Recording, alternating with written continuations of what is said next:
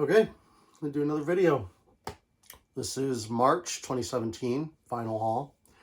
I'll put a Spotify playlist for some of these songs on here. And yeah, just gonna keep making these videos. Not too many people are watching them right now, but that's fine. The first album, or one of the albums that I bought in March 2017, was Rainbow on Stage. If you talk to Ronnie James Dio about this record, it came out July 7th, 1977.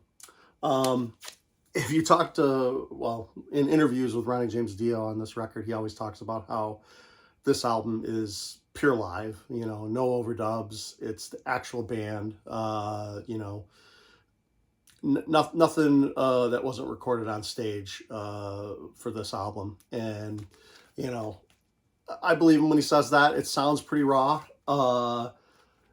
It's really, really good record. And, you know, it has some really good songs. Kill the King is on here. Man of the Silver Mountain, Starstruck, Catch the Rainbow, 15 Minutes, Whole Side. 16th Century Greensleeves is on here. There's a section on here that I like. They talk about the rainbow, which is the actual rainbow that they built for the stage. And they give all the specs for the rainbow. 40-foot span across the stage, 29-foot high. It's made in 4 sections. 3,000 light bulbs are used. And one of the things that it says is here, operated by a portable digital computer, the first one of its kind in the world. Yeah, it took 6 months from design to delivery in order for them to get that rainbow, be able to set that up on stage and get it all lit up. Great show. You know, Blackmore sounds amazing on it, of course. And Dio sounds great live. He always has. This is a great record. The next record is another Rainbow record. It came out April 9th, 1978. It's the 3rd studio album from Rainbow, Long Live Rock and Roll. Has the drawing of the band. This also has a gatefold, but it's the crowd. You know, obviously the live record that I just showed was right before this, but Kill the King is actually on this record. But it's also on the live record, so they obviously must have had that song ready to go before they put it on this record. So this is a really good record as well. This is kind of where I stop. Well, this is where Dio stops with Rainbow for sure. I have some of the other records after this, you know, the more commercial sounding albums that, you know, Blackmore wanted to make. He kind of just wanted to have some hits after that. He wanted to be a rock and roll star, you know, and he wanted to be in the top 10 or whatever, or top 20. And he had some big hits on some later records, you know, Since You've Been Gone and all those songs, and obviously different singers. But this was the last one with Dio, and it's a really good record. Long Live Rock and Roll is great. Lady of the Lake is great. Gates of Babylon, Kill the King, of course. Rainbow Eyes is a nice slow ballad. Really good album. And another album, this is one I actually ordered through Discogs in 2017. It came out October 25th, 2010. It's the 2nd Star One record from Arjen Lucassen. And if you watch some of my other videos, you know that Arjen is, and Arion in particular, is, you know, that Arion project is one of my favorite things, bands, music, out of everything that I own. Arjen Lucassen is probably my favorite, you know, musician, artist in music. I just love all his stuff. I pretty much will buy everything that I can get my hands on from his discography anyway. I'm still trying to collect some stuff, but anyway, this is the 2nd Star One record. Some nice picture of Arjen on the back here. Show you that. These are on black vinyl. You know, so nothing special there, but it does come in a triple gatefold. Even though it's 2 records, comes in a triple gatefold with lyrics. This album is interesting. All the Star One records have a theme, like a unique science fiction type theme to them. And this one is, they're all kind of based, all the songs are usually written about movies that Arjun likes, his favorite movies and stuff like that, his favorite science fiction in particular. And all the songs on this record are based on dystopian movies, like there's a song here about Firefly, there's a song about The Matrix, and a bunch of other songs about a bunch of other different movies. And it's just a really, really, really cool record. A lot of good singers on here as well. He does the same thing he does on the Arion record, where he gets different singers to sing different parts of the songs. And I think Floor is on here, Jansen. I think her sister is on here as well. Her sister. Sir Russell Allen's on here, Damien Wilson, Dan Swano, and Floor Jansen. So just those four singers who sing on all the different songs on this record. And it is fantastic. It's progressive metal. This is more of the metal side of Arjun than the progressive side. These songs are definitely much more heavier, more guitar forward songs. There is, keyboards and stuff like that and progressive elements, but it's not as much as on the, like, say, for instance, the Arion stuff, where, there's a lot of different instruments on those records, where this is mostly just band, like guitar, bass, drums, and some keyboards. Not a lot of exotic instruments, violins or, a lot of wind instruments that he puts on a lot of the Arion stuff. Anyway, fantastic album. Arjun just released in 2022 the third Star One record, and that one's great as well. But I ended up ordering this on Discogs as one of the first albums. I don't think it was the first one, but it might have been the second or third record I ordered from Discogs, and I got it pretty cheap at the time, maybe $30 or something like that. I was really surprised. And it came safe, came all, perfect. And it's a huge album, like the gatefold and stuff like that, triple gatefold. I had to buy an extra large outer sleeve for it. And it's still a great record. Another one of my favorite records that I own is Arch Matheos. This came out September 9th, 2011.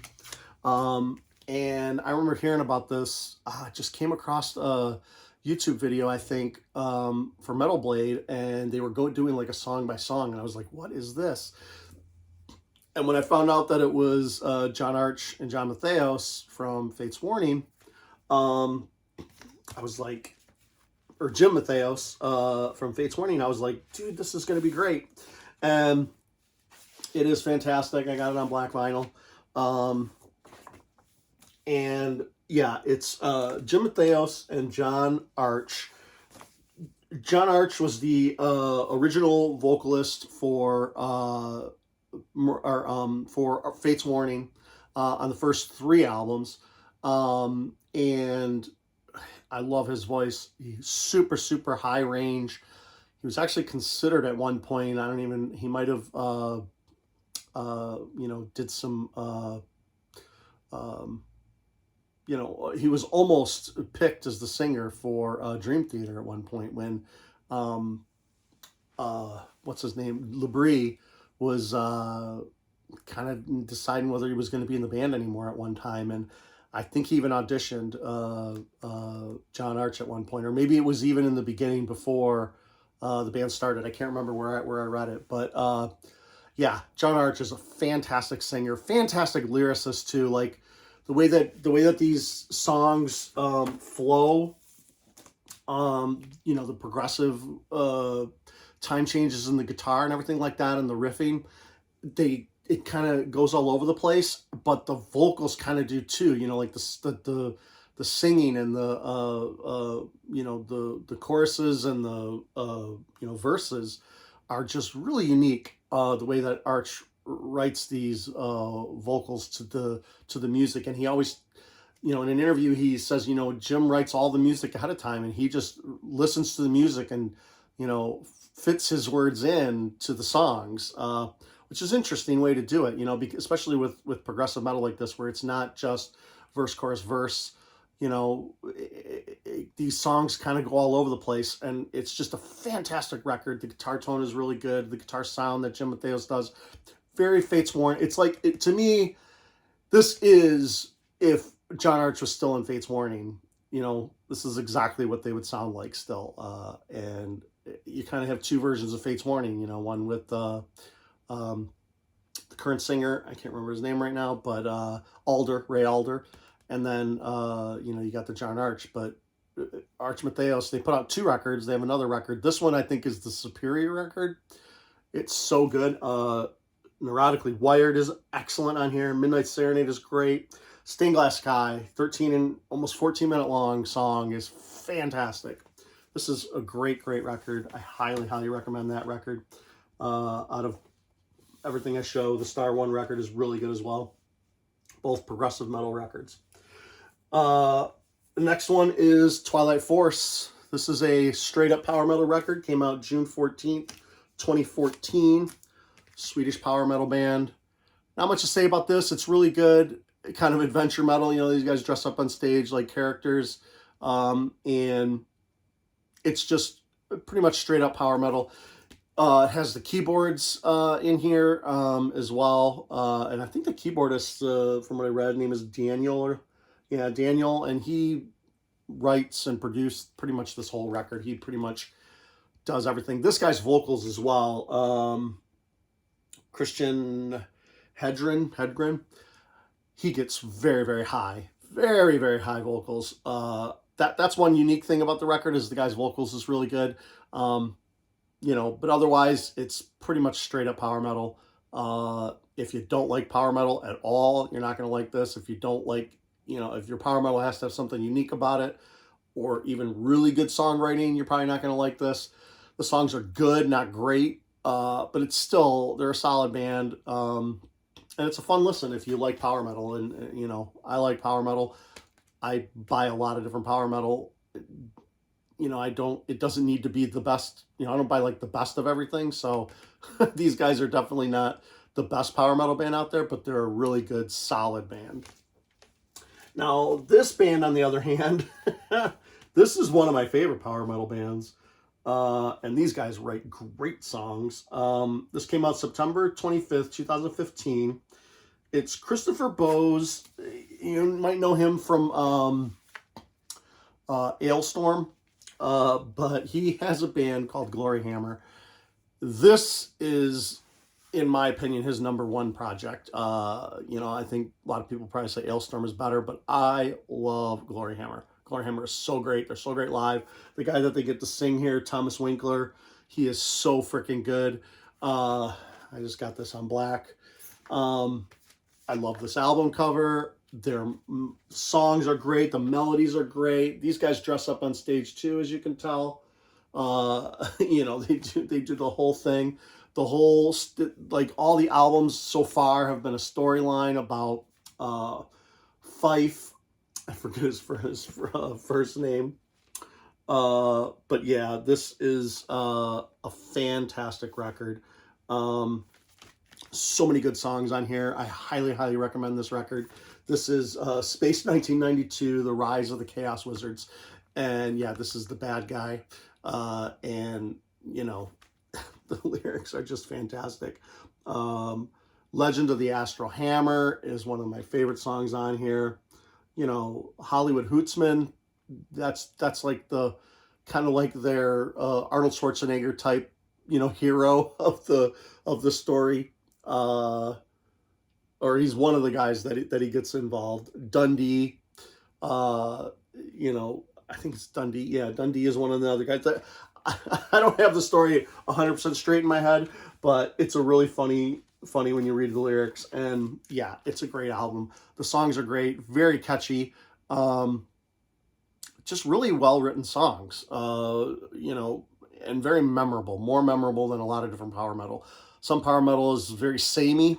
I think these guys are a bit unique. And, you know, Christopher Bowes, you know, he does so many projects, side projects.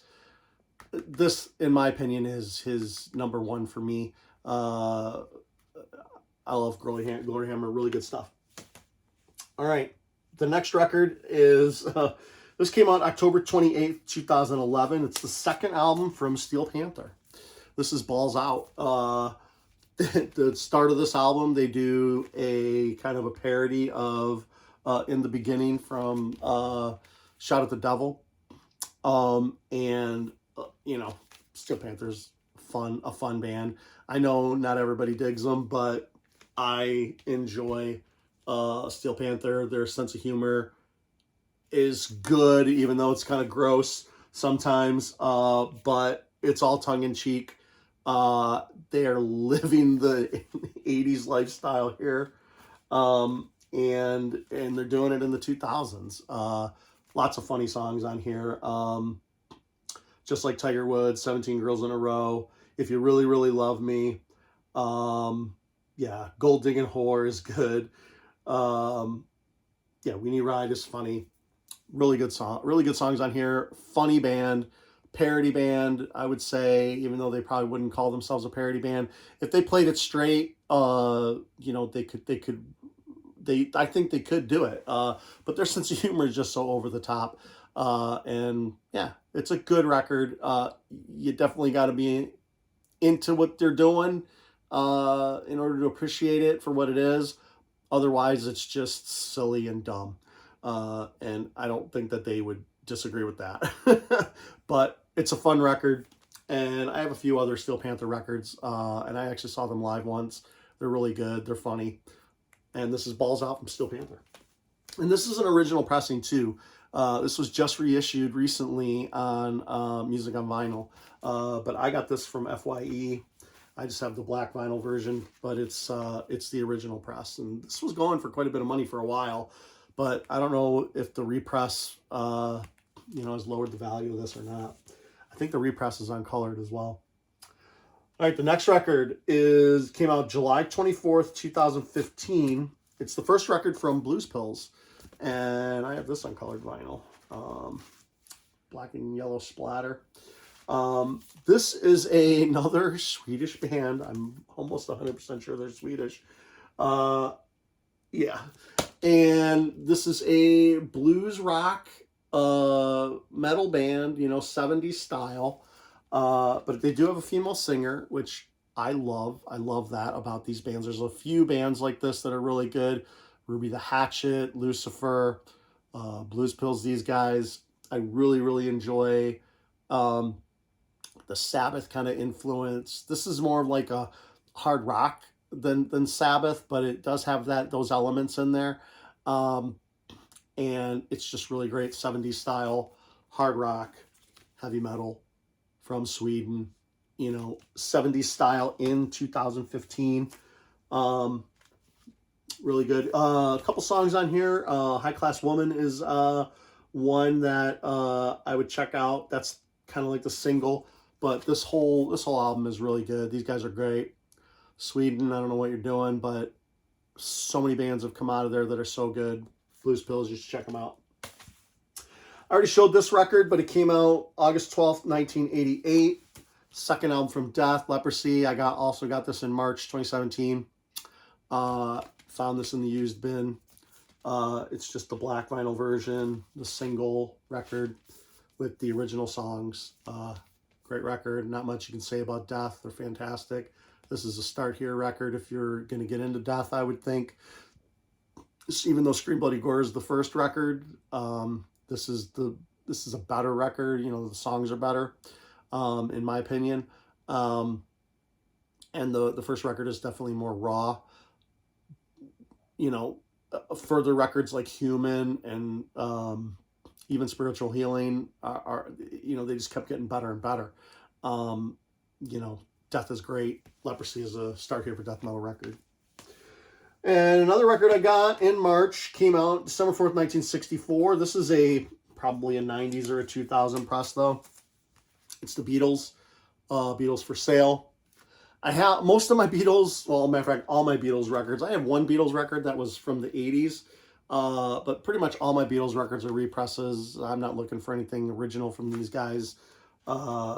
just on black. I think all their stuff, it's very rare that they put anything out on colored vinyl. This is a really good record, you know, from the Beatles. No Reply, I'm a Loser, Follow the Sun, Mr. Moonlight, 8 Days a Week. Not much you can say about the Beatles, except they're one of the most influential bands in the world. But as far as these vinyls are concerned, or the vinyl records that I have are concerned, I pretty much am only getting represses out of this stuff. And once I get everything, I don't even care if it's, you know, pressed from the digital, you know, masters or whatever. I just kind of want to have them to play them every once in a while. But really good stuff, really good record. The next record I got in March came out February 15th, 1975. It's the second album from Rush, first with Neil Peart. Rush Fly By Night has had their first hit single, Fly By Night, on it. That song got a lot of airplay in Detroit when I was a kid. I remember hearing Fly By Night all the time on the radio. Love this record. I love this cover. This album cover is fantastic. And of course, you got the guys back there, back in their 70s look. Yeah, this is a great album. Has Bye Toward the Snow Dog on it, which is great. Anthem, Best I Can, and Fly By Night, of course. And yeah, the one thing that I don't have on this record, this one, it didn't have the printed inner sleeve, but I think this is a later pressing, maybe from the 80s or something like that. And I think some of these didn't have the printed inner. But again, like I think I talked about it before, I don't like buying records again for stuff like that, just for an inner sleeve. But it's always kind of bummed me out that I don't have the inner sleeve. But anyway, great record. It's Rush, Fly By Night. And then I got Rush, Crest of Steel. This is their third record. Came out September 24th, 75, which is the same year. I mean, man, back in the day, back in the 70s, you know, for good or for bad, these guys were, a lot of bands were putting out 2 records a year sometimes, or at least 1 record a year, you know, and turn the hell out of it. And Rush was one of those bands. This is, you know, same on both sides. This one has a gatefold with the lyrics. And yeah, just on black. But this is a good record. It's a fun record. Has Bastille Day on it, which is good. It has I Think I'm Going Bald, which I always thought was a funny song. I had this record when I was a kid, and I remember that song being funny. Has The Fountain on it, which is good. Lakeside Park is all right. Yeah, there's some good songs on here. It's probably not Rush's best hour, but definitely not their best record. But I had this album when I was a kid, and I listened to it a lot, so I do enjoy it maybe a little bit more than most people. Hemispheres is probably my favorite Rush record. I do love that record the best out of all their stuff. 2112 is great too, but Crest of Steel, it should get a little bit more love than it probably does. But yeah, I got this in March of 2017. I was just buying stuff, you know, filling in my collection and things. Here's one that you kind of fill in as a filler, but I do like this band.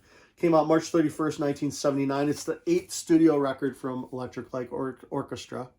This is Discovery. This has the song Don't Bring Me Down. That was the big hit on this one. This is almost kind of like the disco era of ELO, you know, a little bit more electronic sounding, 4 on the floor kind of drum beats, you know, like, you know, more straight up rock in a way from these guys, rock, you know, disco-ish stuff, but still a good record.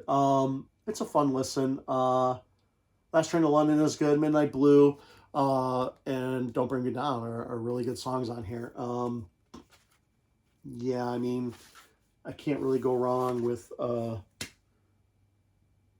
ELO record. I mean, Jeff Lynne is a genius. You know, he really is. He worked with the Beatles a lot. You know, post Beatles, he worked with George Harrison quite a bit. And, you know, he's just, you know, he obviously grew up on the Beatles. I mean, this is, you know, you can just tell the way he writes his songs and stuff like that. And he's just a really, really good musician. Really, really good. I really hope I get to see his show live someday. I have never seen ELO live, but he still tours with the band and a full show and everything. It'll be really cool to see that. So this is Discovery from ELO. This record, I have a couple of these, and this came out in January 2017. There's, I think they do this every time, that there's 666 copies of every single one of these versions of these records, I think. There might be more pressings of some of these. But this one came out January 2017. It's the Hillbillies in Hell. This is volume 3. It has a little Obi strip. These records are fun. All of these songs on here are, I'll just read this real. Down, down, deeper into the infernal depths. More unknown and unheralded hillbillies and delinquent hayseed balladeers. They croon, they yodel, and the flames leap ever higher. So basically the idea of this compilation record is that every song on here is a depressing song about death, about revenge, about Satan, evil. And of course it came out on red vinyl. Just some of the songs, Ain't the Reapin' Ever Done, 6 Rounds of Love and Hate. It's about a guy sitting in the parking lot of a bar waiting for his wife and her lover to come out so he can shoot them. Satan's Child, Devil's Slate, Devil's Train, I'm Going Down for the Third Time, Bang Bang You're Dead, Cold Cold Grave. You get the idea. Fun record. The other cool thing about it is here in the liner notes, the guy who writes these does a real good job of, talking about each single. All these were 45s from back in the day. They were all just released as singles.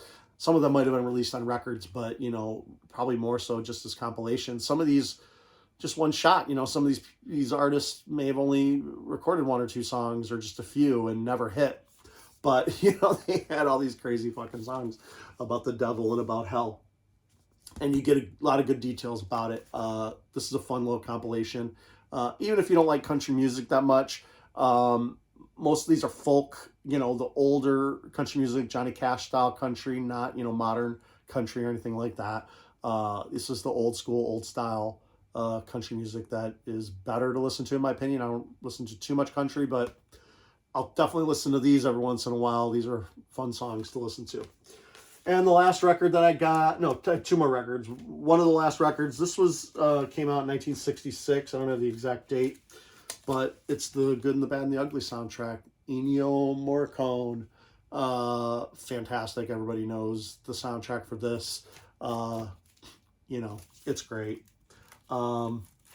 Pull it out. I listen to a lot of soundtrack music when I play board games sometimes, because it's not as distracting. I'll pull it out then, or just to listen to, have it on the background for whatever reason. Good record, good movie.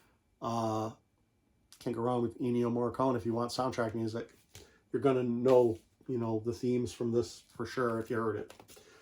And the last record that I got came out in 1964, but I think this is a 1970s pressing.